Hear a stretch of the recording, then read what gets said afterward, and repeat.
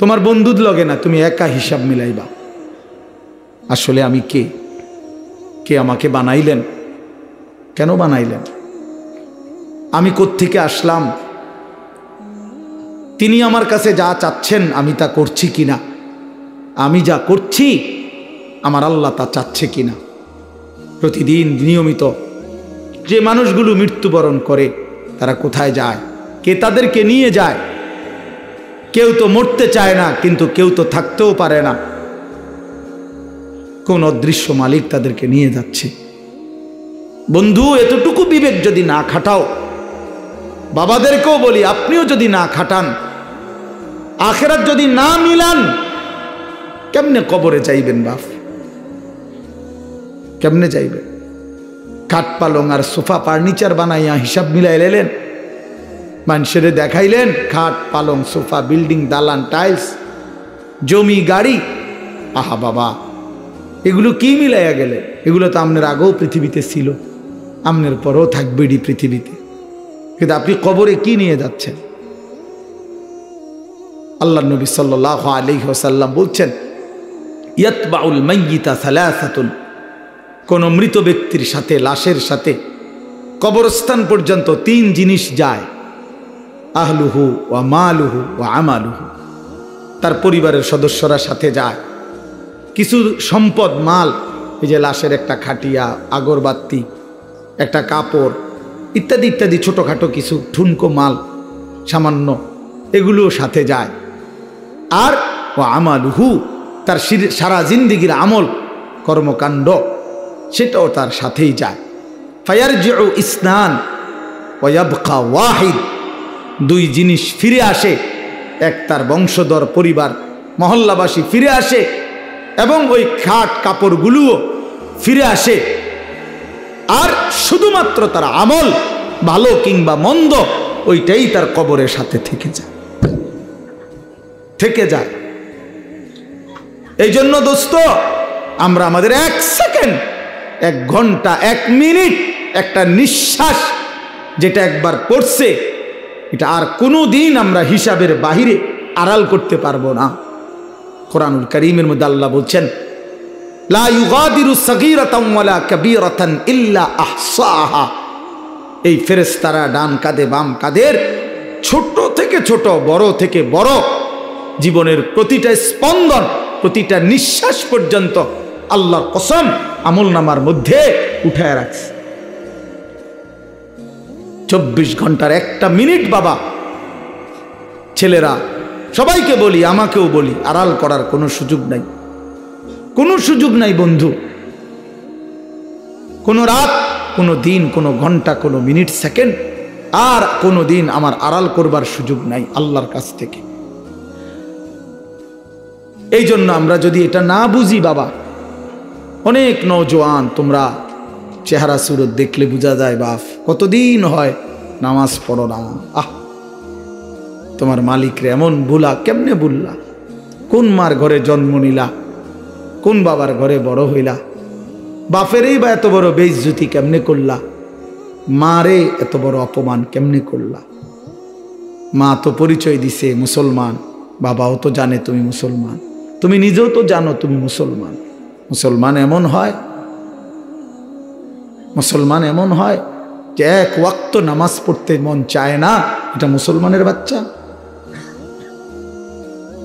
ঠিক মতো কখনোই পেশাব পায়খানা করে পাক পবিত্র শরীয়ত মতে হয় না, এটা মুসলমানের বাচ্চা? হ্যাঁ, 24 ঘন্টা নারী ছবি ছাড়া, নাটক সিনেমা ছাড়া, টেলিভিশন সিনেমা ছাড়া, নর্তকী দেখা ছাড়া জীবন যার কাটে না, এটা মুসলমানের সন্তান?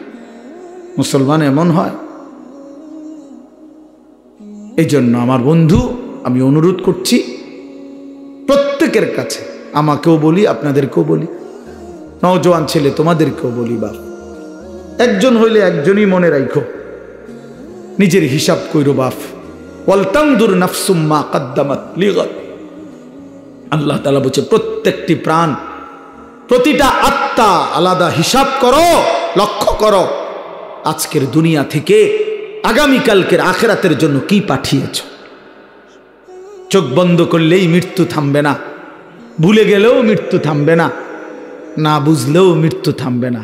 বুঝে আসলেও মরে যাবেন, না বুঝলেও মরে যাবেন।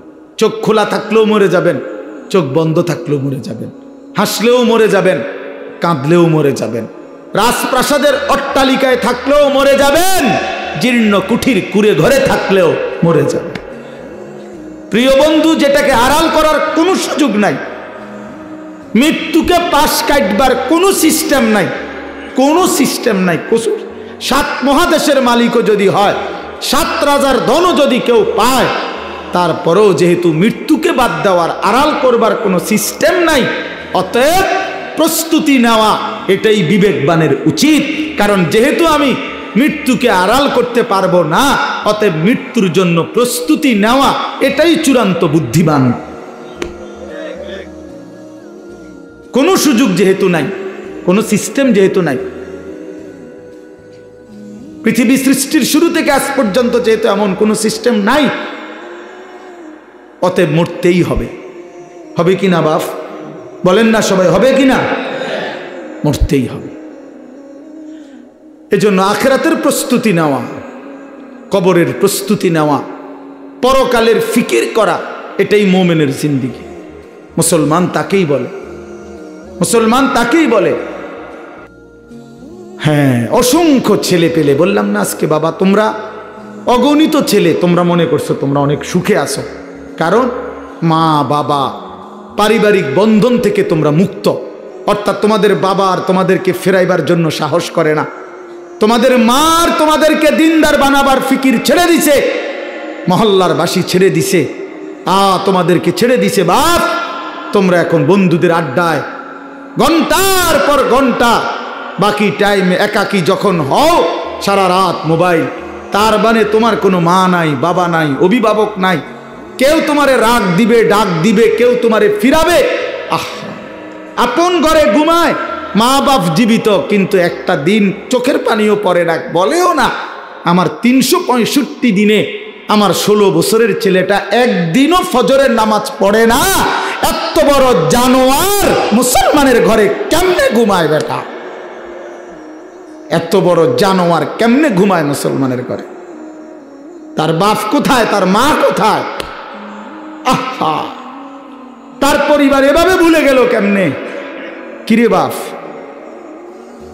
তোমার উপরে খোদার কি পরিমাণ লানত পড়ছে, খোদার গজব পড়ছে বেটা। এই জন্য কেউ তোমারে আর ডাকে না। আহা, কেউ কিন্তু মনে করাই দেয় না যে রে বাপ, তোর জাহান্নাম দেখা যায়, তোর জাহান্নাম দেখা যায়। কেউ মনে করায় না ছেলে পেলেদেরকে, বুঝছো? কেউ মনে করায়। ওহো, সবাই তামসা দেখতেছে, চোখের সামনে আমাদের ছেলেরা নষ্ট হয়ে যাইতেছে, বখাটে হয়ে যাইতেছে, মসজিদে নামাজ চলতেছে, 1 ওয়াক্ত নামাজ পড়ে না। কারো কোনো ফিকির নাই। তার বাবা কই, মা কই, দাদা কই, দাদি কই, তার নানা কই, নানি কই, চাচা কই, মামা কই, ফুফা কই, খালু কই, তার বড় ভাই কই, তার বড় বোন কই। কেউ কিচ্ছু বলেন।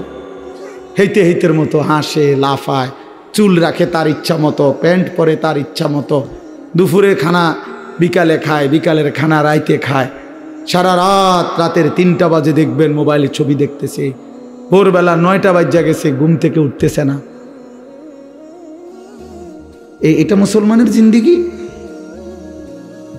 এটা মুমিনের জীবন? এটা বাবা মার সংসার? এটাই সার্থকতা জীবনের? বলে পৃথিবীর সর্বাধুনিক মজবুতি প্রযুক্তি দিয়েও যদি আপনি সোফা বানান, খাট বানান, কি লাভ হবে যদি স্ত্রী সন্তান নাফরমান হয়? হ্যাঁ, যদি ছেলে মেয়ে বেনামাজি হয়, মেয়েটা যদি বেপর্দা হয়, স্ত্রী যদি বেপর্দা হয়, কি ফায়দা? অর্জন কি? জিন্দেগির অর্জন কি? এই জন্য আমি অনুরোধ করছি আপনাদের কাছে, দয়া করে ফিকির করেন, ফিকির করেন। ছেলেরা বাপ, নষ্ট হইও না বাপ। যদি অব্যাহত গুনাহ পাপ, একটা শেষ, এই প্রসঙ্গটা শেষ করতে চাই। একটা চূড়ান্ত কথা আপনারা বাবাদেরকেও বলি, একটা গুরুত্বপূর্ণ কথা মনে রাখবেন, কোরআন শরীফে আছে কেউ যদি গুনাহ লাগাতার করতে থাকে, খোদার কসম আল্লাহ একদিন নারাজ হয়, আর সেদিন আল্লাহ পাক ইচ্ছা করে তাকে আল্লাহ তাআলা পথভ্রষ্ট করে দেয়। আর কোনোদিন আল্লাহ ইচ্ছা করেই তারে আর হেদায়েত দেয় না, আলোর পথে ফিরতে দেয় না, কল্যাণের পথে আসতে দেয় না, জান্নাতের পথে আর আসতেই দেয় না। খোদার কসম, এটা কোরআন শরীফের আয়াত। আল্লাহ বলছে একদিন আমি সত্যি সত্যি রাগ করলে ফাআনসাহুম আনফুসাহুম, আমি আল্লাহ নিজেই তোর আখিরাত ভুলায় দেব। যা ঠিক আছে বান্দা, গরু ছাগল কুকুর বিড়ালের মতো খা, ঘুমা, পেশাব পায়খানা কর, যৌন চাহিদা মনে পূরণ কর, ঠিক আছে বান্দা, খালাস। নুয়াল্লিহি মা তাওয়াল্লা ওয়া নুসলিহি জাহান্নাম। যা বান্দা, তোর এই উল্টো পথে চলছিস, চলতে থাকো উল্টো, আমিও তোরে উল্টো পথে চালায়া দিলাম। তো মনে রাখো একদিন ওয়া নুসলিহি জাহান্নাম, উল্টো পথে চলতে চলতে একদিন তোমারে আমি আল্লাহ ধাক্কা দিয়া লাথি দিয়া ফেরেশতাকে বলে জাহান্নামে ফেলে দেব, জাহান্নামে ফেলে দেব। হ্যাঁ হ্যাঁ, কোরআন শরীফে আছে আল্লাহ বলবে হাসরের ময়দানে ফেরেশতাদেরকে, ফেরেশতারা আমার নাফরমান বান্দাদেরকে খুজুহু ফাগুল্লু, ওদেরকে ধর, এই ফেরেশতা ধরো, আর ফাগুল্লুহু বেঈমান বান্দাগুলো নাফরমানগুলারে বাঁধো, টাইট করে বাঁধো। বাঁধার পরে বলবে সুম্মাল জাহিমা সাল্লু, এবার জাহান্নামের মধ্যে ছুঁড়ে মারো, একটা একটা লাথি দিবা, এক এক লাথিতে যেন গিয়ে জাহান্নামে পড়ে, দ্রাম করে মারো লাথি দাও। তুমি দেখো কোরআন শরীফ, কোরআন শরীফে আছে সূরা আল হাক্কা, এই সূরার মধ্যে আছে সুম্মা ফি সিলসিলাতিন যারউহা ৭০ যিরাআন ফাসলুকুহ। ফেরেশতা যখন নাফরমানকে হাসরের ময়দানে বেঁধে জাহান্নামে লাথি দিয়া মেরে ফেলে দিবে, আল্লাহ তখন আবার বলবে জাহান্নামের ভিতরে ফেরেশতাদেরকে, আল্লাহ পুনরায় বলবে ফেরেশতারা আমার এই নাফরমান বান্দাকে জাহান্নামের ভিতরে ৭০ হাত লম্বা আগুনের শিকল দিয়া এবার আবার বাঁধো, আবার বাইদা ফাসলুকুহু, কুকুরের মতো কুত্তার মতো পুরা জাহান্নামে তারে ঘুরাও, আর সবার সাথে পরিচয় করিয়ে দাও তার নাফরমানি পাপগুলো কি কি। খোদার কসম, এটা কোরআন শরীফের আয়াত। ফেরেশতা বলবে জাহান্নামী বাকিদেরকে, জাহান্নামীরা দেখো এটা সেই বেঈমান যে জীবনভর চুরি করেছে, জিনা করেছে, মদ খেয়েছে, জুয়া খেলেছে, নারী ছাড়া, ছবি ছাড়া, জিনা ছাড়া, উলঙ্গ দৃশ্য ছাড়া, অসভ্যতা ছাড়া যার রাত কাটে নাই, এটা সেই জানোয়ার। ফাসলুকুহু অর্থ হলো এটা।